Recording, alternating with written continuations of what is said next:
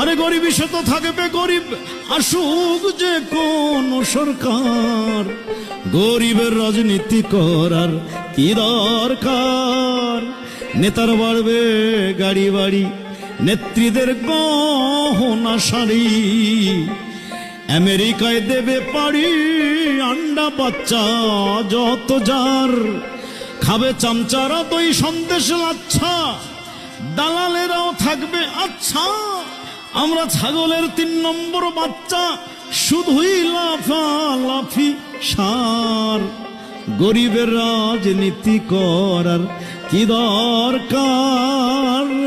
গরিবের রাজনীতি করার কি দরকার?